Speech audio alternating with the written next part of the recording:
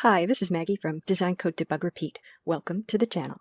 Today is the first installment in the Adventures with Python series, in which you will learn to program in the popular Python programming language by building a text adventure game. Let's get started. Python is a programming language, which means a simple language of vocabulary and syntax that allows us to write scripts that will run on a computer. The program runs on a Python interpreter, and there are Python interpreters for Windows, Mac, and Linux operating systems, so your program will run in any of those environments. When we write a program, we need a text editor to write the script, and we need the interpreter to run the script. Other tools are also helpful, such as a debugger, which helps us find errors in our scripts, and a language-sensitive editor that color codes our script and makes suggestions. We'll begin by downloading the Python interpreter. It's free, and it comes with a development tool called idle, which will allow us to write, run, and debug our scripts. Visit python.org in your browser and click on Downloads. Choose the most recent version of Python 3 for your operating system. It should be displayed prominently on the page as a button. I'm running Windows 10. Click the button to download the installer. You'll choose a location where the installer will be saved. I have an installers folder where I keep all of my installers. Then navigate to the installer and open it. I'm going to open it using the Downloads button in my browser. You'll see a screen with two checkboxes. Use admin privileges when installing py.exe and add python.exe to path. I'm going to check both of those boxes and click Install Now. Once the installer finishes running, I'm going to click on the Start button and find idle under Recently Added. Idle is the development environment that will make writing, debugging, and running our Python scripts easier. I'm right-clicking on that and choosing Move, then Pin to Taskbar so that I can easily find idle when I need it. And then I'm going to run it from the icon on the taskbar. When I do that, you can see a window comes up labeled Idle Shell 3.13.7, the version of Python that I downloaded. There is some text and then a prompt, 3 right angle brackets. I'm going to type a Python command at the prompt. I suggest that at this point you download Python and follow along with me, and don't stop until you've written a text adventure game. It is tradition to write a program that prints Hello World when you're learning a new language, or perhaps trying out a new development environment. It's a very simple program that allows us to test that our development environment is functioning. To get idle to display Hello World at the prompt, type print, open parentheses, quote, Hello World, close quote, close parentheses. When you do this, you should see print turn purple, your message inside the quotes should turn green, and when you close the parentheses, idle should briefly select or highlight from the opening to the closing parentheses. If all of those things happen, then you've typed the command correctly. If something is missing, then go back and check what you've typed. You must match what I've typed exactly, except for the text between the quotes, to write a statement that Python can understand. When I press Enter, idle responds by doing exactly what I asked it to do. It prints Hello World, the text that was between quotes. The program that we're going to write in this series is a text adventure game. The game will run in the console. The player will type commands and the game will respond. I'm going to show you the game before we get started programming. This is the code, and it's a little under 350 lines long.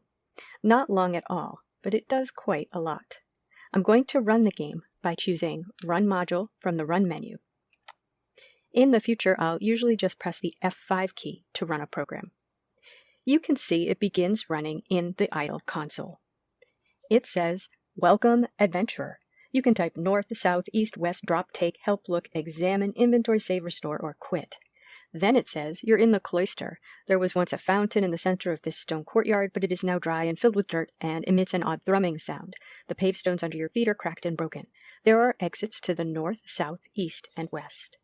And it asks, what is your command? And the cursor is blinking after the question mark. This is how a text adventure works. The player is in a location on a map. I've drawn a map for you of this game that you can see in the upper right. And they can usually type commands that allow them to move, take objects, and look around. Now, that's all I've put in this game right now. And this game has only 5 locations and 3 objects. However, I could expand that to any number of locations and objects without modifying the code at all. Not a single line. And the game would still work. That's good software design. I've separated the data from the game engine so that it's easy to modify.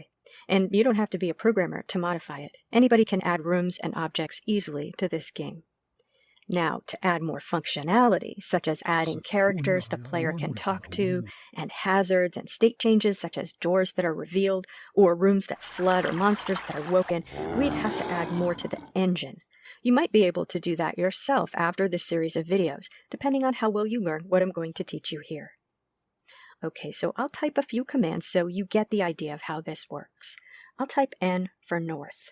I'll type lowercase n to demonstrate that this will work with any case of command, and it will work for the full word north or just the letter N. So N, enter, and it tells me I'm in a church and there's a book here, and it describes the church. I'll type take book. It tells me I've taken the book. I'm going to type examine book, and it describes the book. I'll type south, and I'm back in the cloister. Now, because we've been here before, I only get a brief description. But if I don't remember details, I can type look. Now I get the full description. I'm going to drop the book. And I'm going to go east, and I'm in the library. Now I'm going to save my state. I'll type V. Recall that in this state that we just saved, the book is in the cloister, and I visited both the cloister and the church, and I'm in the library. Let me run the program again, so I'll type Q for quit. I'll run the program again by clicking in the script and pressing the F5 key. You'll notice we're back in the start state. In the cloister, there's no book here. I get a full description. I'll type R for restore. And I'm in the library.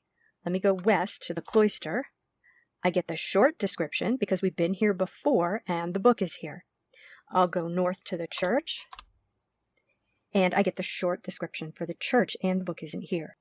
So when the game saved, it saved my location, the location of inventory items, and whether or not I'd visited different locations.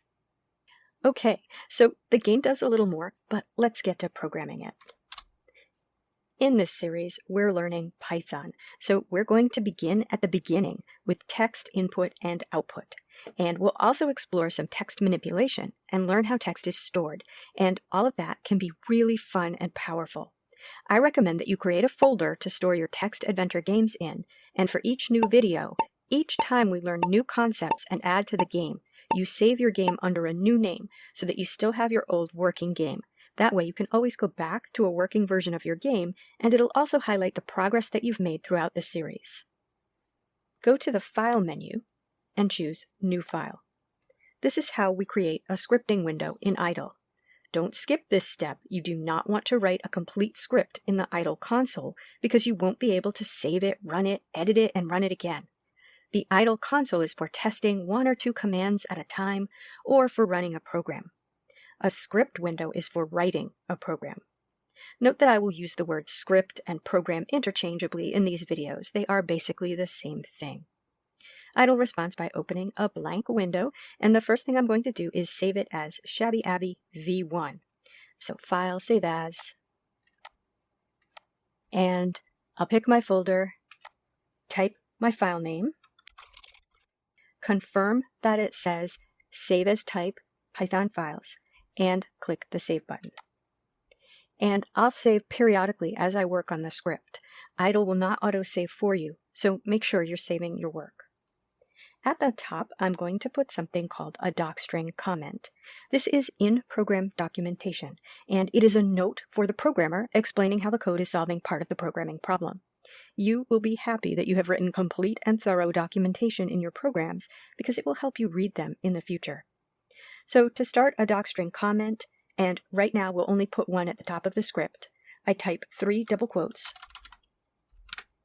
and then I'm going to type Shabby Abby v1, and on the next line, obtain a command from the player and manipulate it. And then my name on the next line and the date on the next. And then finally, I'll close the docstring with 3 more quotes. The whole thing should turn green. Let's practice our print statement again. I'm going to put a single line comment. A single line comment is another form of documentation, but this is the kind you will put throughout your program, usually over every few lines of code, explaining how the code is solving part of the problem. A single line comment begins with a pound sign, which you might think of as a hashtag, and it extends to the end of the line. So whereas with the docstring, we had to open it and close it, and it could consist of any number of lines.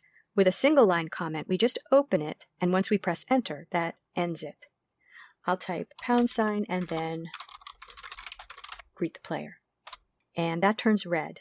I'll press enter, and on the next line, I'm going to write a print statement.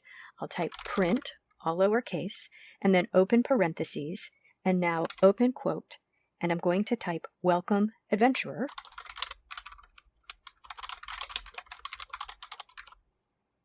And then close quote, close parentheses. A print statement displays text to the console as you saw before when we typed print hello world in the console and pressed enter. You will always type the word print, all lowercase, and the parentheses. Inside the parentheses for now we're going to put text by typing an open quote, some text, and a close quote. Later we'll learn how to construct more complicated output. Now, notice that when we write a script, what we type isn't immediately evaluated. To get idle to run this, I press the F5 key, or I go to the Run menu and choose Run Module. And in the console, I see my print statement execute. Welcome, adventurer. In programming, text is called a string. My text, welcome, adventurer, is a string. That is the type of data that it is. In Python, that data type is written str.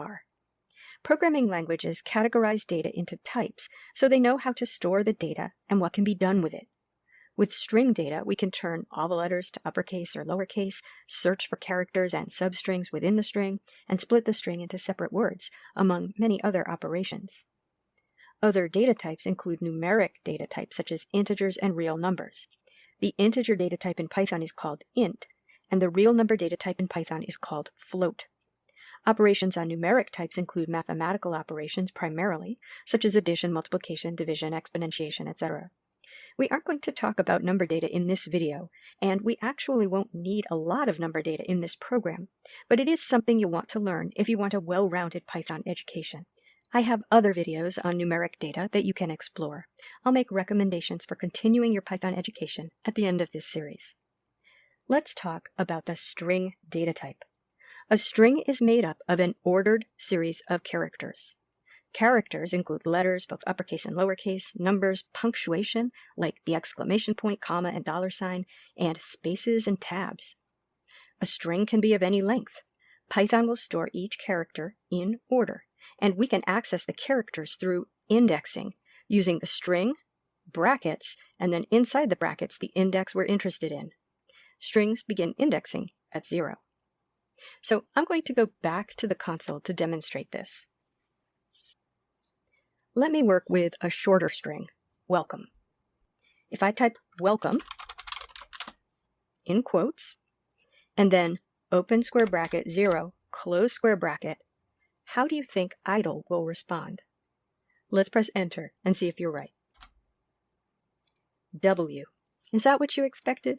I used the brackets to get at the character at index 0, which is W. I can press Alt-P to ask idle to bring back an old command. So Alt-P gets me back my string indexing.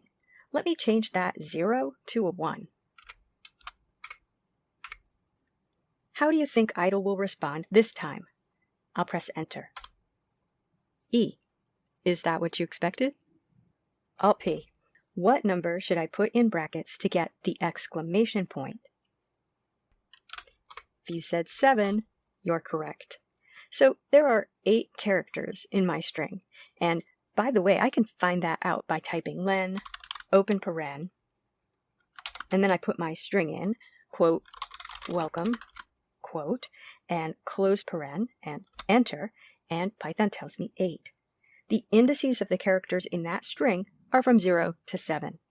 The indices always start at 0, and the index of the last character in a string is always 1 less than the length of the string. Now, it gets a little tiring continually typing out this string, so I'm going to store it in a variable. A variable is a meaningful name that we can use to store a value. I'll type message equals, quote, welcome adventurer, close quote, and enter. Now a variable called message is defined. We use variables when we want Python to remember something so we can use it later. Usually, as the programmer, we don't know exactly what that thing is. For example, think back to the adventure game. I asked the user their command. I don't know what they might type, but I need to look at what they've typed and take an action based on what they've typed. So I store what they've typed in a variable so I can take an action based on their command. We'll do that in a moment. Let's first repeat some of our indexing here, now using our variable.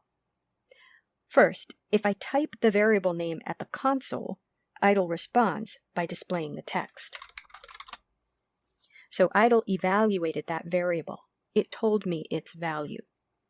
If I ask len message, it tells me 20. That's not the length of the variable name, that's the length of the value stored in the variable, the string welcome adventurer. Now let me index into that variable. Message 7. How will idle respond? It responds with comma. That's the character at index 7. Okay, let's look at how we get a command from the user and store it. We'll go back to our script. And after the greeting, I want the program to prompt the player for some input. I'm going to write another comment. Remember, that's $, and then some text to the end of the line. I'll write, obtain the player's command and manipulate it. On the next line, I'm going to write the command that displays the prompt, what is your command, but waits for the user to type something. When Python executes a print statement, it prints to the console and the statement is complete. But we don't want that. We want the prompt printed to the console with a blinking cursor after it, and we want Python to remember what the player types at that blinking cursor. To do that, we use an input statement, and we need to store the result of the input statement in a variable using an assignment statement. I'll show you what that looks like. I'll type command =, input, open paren, open quote, what is your command? Close quote, close paren. That's it. Let's run the program and make sure we did that correctly. It's always a good idea to make small changes to your program and test them before you move on. That way you don't end up with a mistake embedded in an overwhelming amount of code. My program ran before I added this line, so if I have a mistake, it's here. My program prints the welcome message and then what is your command, followed by a blinking cursor. It's waiting for me to type something. I'll type W, enter, and it quits. Okay, so many people get confused between the print statement and the input statement because they both display text to the screen. But the print statement does only that. It displays text only. The input statement displays text and waits for input. And almost always we want to save that input in a variable so we can do something with it. So with an input statement, you'll write a variable name equals and then your input statement. The pattern variable name =, expression that evaluates to a value is an assignment statement. The =, is the assignment operator. It takes the value of the expression on the right and stores it in the variable on the left. After our input statement, the variable command will hold whatever the player typed. Let's just display it back to them with a print statement. I'll type print, open parentheses, command, close parentheses. Python will evaluate command. That means get the value that's stored in command and print it. Let's run the program again. This time I'll type greet. It doesn't matter what I type. Whatever it is will be stored in command, and then we're going to print that. My program responds by printing greet. Let's make our print statement a little more interesting with something called string concatenation. Instead of print command, I'm going to type print, open paren, and then quotes, your command is, with a space after the is, before the close quote, and then plus, and then command. The plus sign, when it's between strings, concatenates them. Another word for that is append. That means it glues them together as one string. Let's run the program again, and again I'll type greet, and my program responds this time with your command is greet. Play around with this a little, type different things, and if you like, change the print statement so you're concatenating different strings together with the command. You will need a plus sign between every two strings. Now let's do a couple of other things with the user's command, and then we'll end this video. Let's do some indexing into the user's command as we did before. I'll write print. The first letter of your command is, close quote, plus sign. And then, what do you think I'm going to put here? Look back at our console session and see if you can figure it out.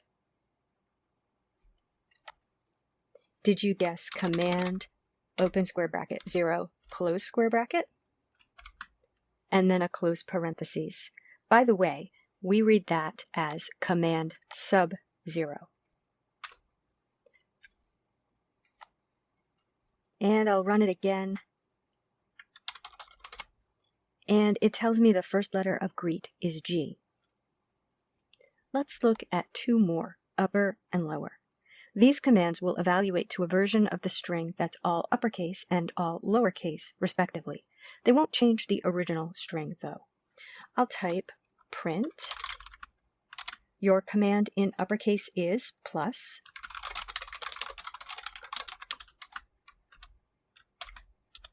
Command dot upper, open paren, close paren, and then a close parentheses for the print statement. And the same thing, I'll just copy paste. But I'll write lowercase and command dot lower.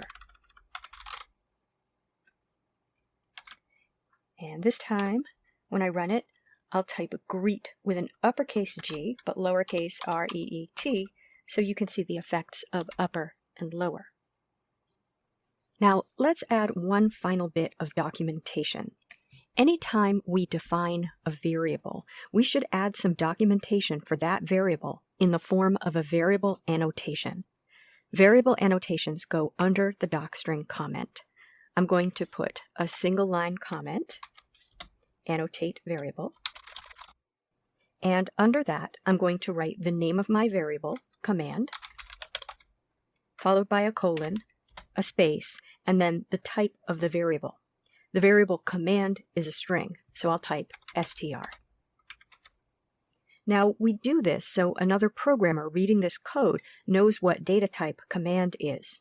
Remember that the data type tells Python not only how the variable will be stored, but also what can be done with the variable.